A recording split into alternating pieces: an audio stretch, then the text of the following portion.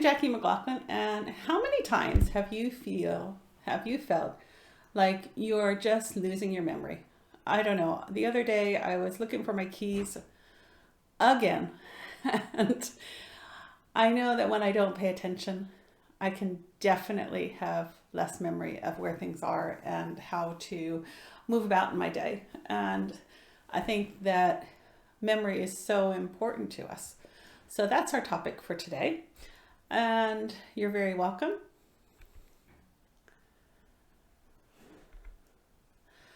Memory. It's very topical because I think that someone said that we have the memory at the length of a goldfish these days, with all the distractions and everything that are coming in and all the things that we're trying to do, but it can be different. And it's so important because when we are looking at our memory, it has to do with our relationships. The connections that we make with other people and the memories that we share with them are so important. So if you want to have good relationships, memory is definitely important. And then it also forms part of our identity. All the memories over the years that we have, if we don't have them, we don't have the same sense of identity. And that's why we do photo albums. Like you can see this lady looking at her photo album, and I know that I have photo albums, and it's one of those things where a lot of my pictures are in a box, and I keep meaning to put them in a photo album, in a memory album is what they used to call it. And that can help us to maintain our identity and our connections with our past and with where we want to go. And then on a more practical level, our memory is key to how we do in life, how we perform in school or how we perform in work. If we remember what we're supposed to be doing on the Tuesday morning, or if what we did, what's the next stage? And if we forget those things, it definitely compromises us. So I make a lot of lists these days. The other thing is that memory impacts our daily living, from finding our keys on our phone to even more complex things like remembering our favorite recipe or remembering your wife's anniversary or your husband's birthday. All these are so important. So let's look at a few ways that we can improve our memory. The first thing that I want to call to your attention is your attention. Because when we pay attention, we remember things better. I used to think that I could multitask. No. When I multitask, I find that I have my thoughts trying to go in two different directions. And then what happens is I don't remember either as well. So when I pay attention to one thing, I have better memories. Another thing that affects how I am with my memory, if I've had a bad night's sleep, if I'm tired, and it's even worse when there's chronic insomnia, because when you're tired, and I was talking about this just last weekend, when you're tired, you're not sleeping well, you don't feel well, you're not firing on all cylinders. So sleep and attention, and also they always market fish as being so good for our brains and our memories, but really if we have a better quality diet, our memory will improve as well. And then one of the most topical things these days, now that we can go out and about and exercise more than just in our neighborhood, is exercise, because it gets the whole body going and the whole brain waves going and everything. So if we can exercise and get rest and pay attention and eat right, all those things will help. Sometimes though, it's harder to slow down and to do those things. I know that if I have a list of all that stuff to do and I'm really busy, those things may go by the wayside. And the other thing that can affect our memory is, as I mentioned, if we're not feeling well. When I don't feel well, I don't remember things as well. And when we're not feeling well, our energies in our bodies aren't traveling as smoothly. If we have congestion or if we have tension, it can negatively affect how well our bodies are operating and how well we feel. And then memory is a secondary activity because our survival is first. But we can move forward in our lives better by doing all the things that will help our memories and to help us feel better. I'm going to share with you today some easy, simple things that we can do to help ourselves feel better. I found it really helpful to do these practices for my health and also for my memory, because a few years ago I wasn't feeling great and I couldn't remember things. I was tired, I was sore, and it just wasn't a good time. And then I started doing this acupressure technique of Jin Shin Jyutsu, and I'll tell you more about it after we do a little bit of practice. And it made such a difference. So let's start by how we access our memory. I like to think of memory kind of like a filing cabinet. And you can see here in the picture, just over here, sometimes my filing cabinet isn't so great. I have all the stuff in my head, but can I access that one piece of information that I really want? Whether it's when I have a doctor's appointment, or if it's somebody's name or a phone number, or where I set down my cup of coffee. Sometimes I set something down and I'm not paying attention and I can't remember where it is. We have the ability to help ourselves remember things, and putting our hands on our forehead is part of Jin Shin Jyutsu. It helps us to harmonize our beings. And if we don't want to put our hands on our head, or if we're in a meeting or something, we can hold our little finger. A lot easier to hold the finger than to hold the head if you're in a meeting. But it's one of those things where that particular area on our body helps connect us to say it fancy, the perpetual consciousness. And what that means is that everything that has been and will be, and how we fit into it, and what we're looking for in our lives, we can connect to all that by holding our foreheads or by holding our little finger. So if your memories or your filing cabinet looks like the table here that I have a picture of, holding your forehead can help you with that.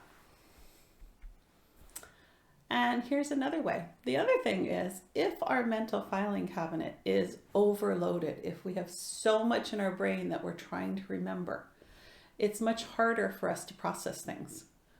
So what I recommend is that you release excess things that you don't need. If we can pare things down to what's important, it can help us so much. So one of the ways we can do that is to release excess energy and to release other things in our lives. This particular set of holds is also from Jin Shin Jyutsu, and you can either hold your palm, either one. We don't have to press or massage or hold it in a certain way. We can hold it however we like. Or if you want to get a bit more fancy, you can put one hand on your waist and the other hand on the other elbow. And this helps us to release excess energy and excess things in our life. And once we've emptied out our mental filing cabinet with those extra things that we don't need, we have more space to bring things in. So the flip side of that is, once our filing cabinet is all set to go, we can be open to incoming energy and incoming things in our lives. So I would pair that in my mind with having this fancy filing cabinet with all these layers and folders that we can put things in. And when we have all those places that are open, we can be open to new things in our lives and open to receiving more energy. And the way that we do that is with our forehead and the opposite elbow. And that helps all the ascending energy patterns in our bodies and in our beings. And again, if you don't want to be putting your hands on your head and on your elbows, or if your shoulders are sore, you can hold your center palm, left or right.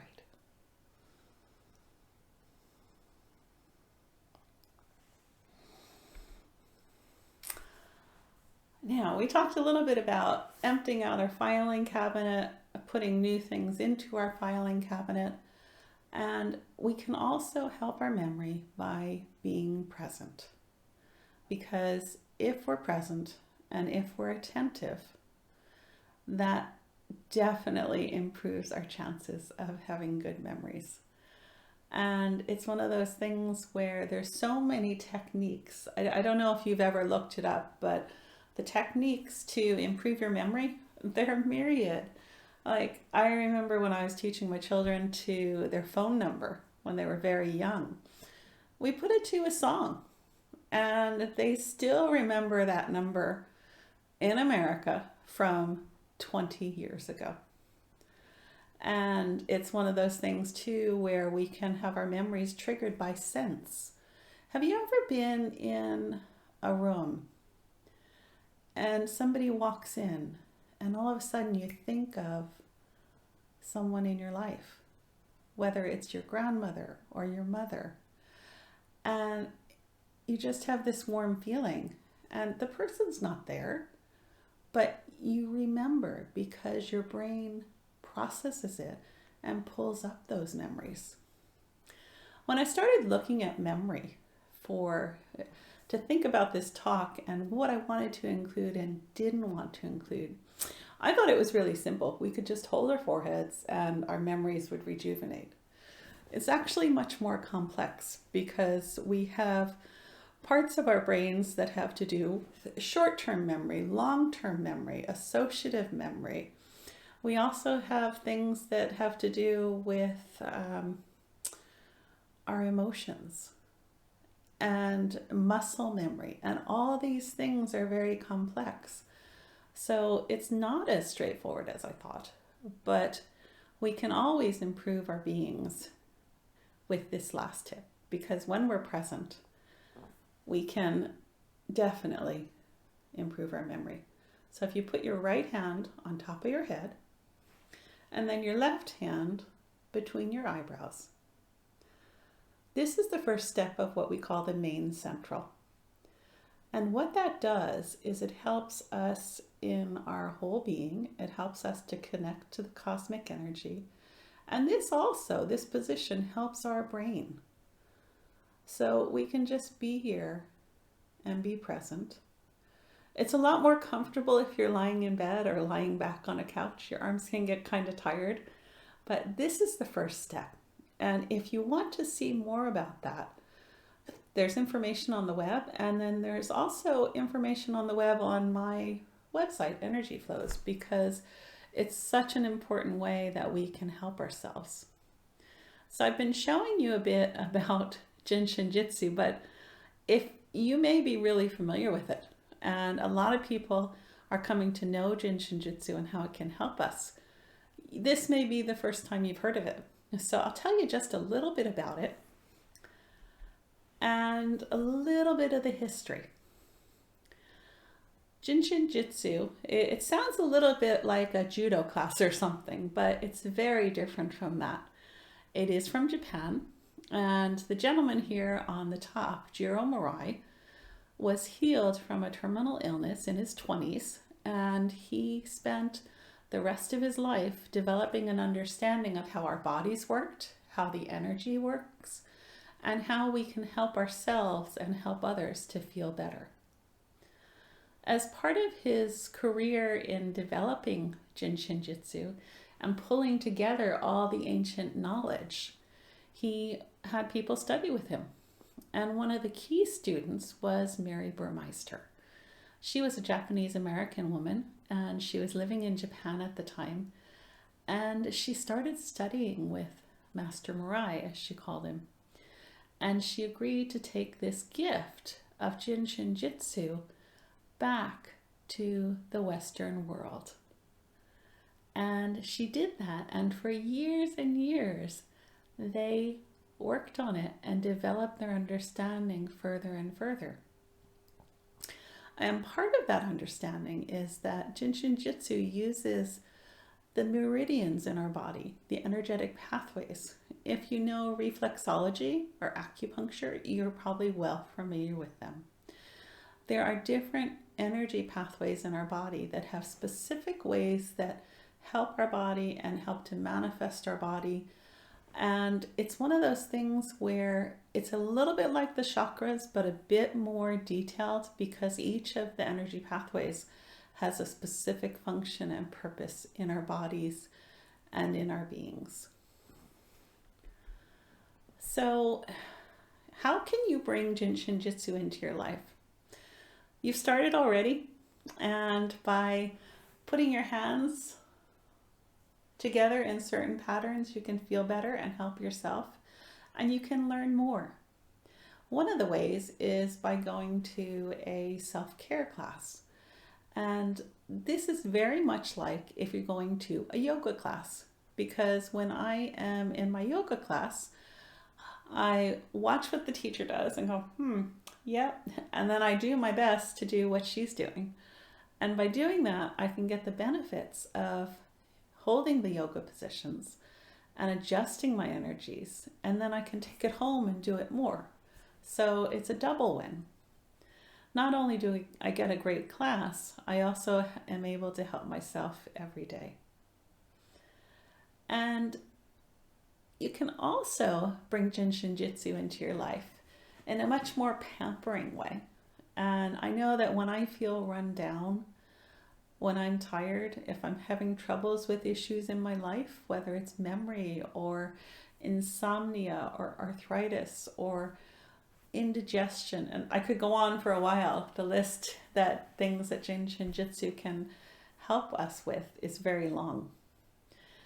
But what's not long is how long it takes us to experience the initial benefits. Because if you go to a trained practitioner for a session, it's kind of like when you ring up your massage therapist and you say, I need a little bit of help here. Because sometimes as we're going through life, things can get in the way. And it's a case where we might know what we need to do, but we're not actually able to heal ourselves and to feel better on our own. So we go and get a bit of help. If you go for a massage, you're going to lie down on a nice padded table, and you're probably going to get a blanket over you. Well, maybe not. Some warm towels is what my experience was. And then you relax while the practitioner works with your body and your energies to help you feel better. Very much like that if you go for a Reiki session. You would lie down and relax, and the practitioner works with your energy so that you can feel better. Again, the same thing with acupuncture. A big difference with acupuncture is that there's needles involved. And I've done acupuncture, or I've gone for acupuncture. I'm not trained in it like I am in acupressure, Jin Shin Jyutsu. The first time I went for the needle treatment, I was like, I don't like needles. And I have to say that it really helped me. But I don't think I ever really came to be totally comfortable with the needles. I'm much more comfortable accessing the same benefits through Jin Shin Jyutsu and acupressure.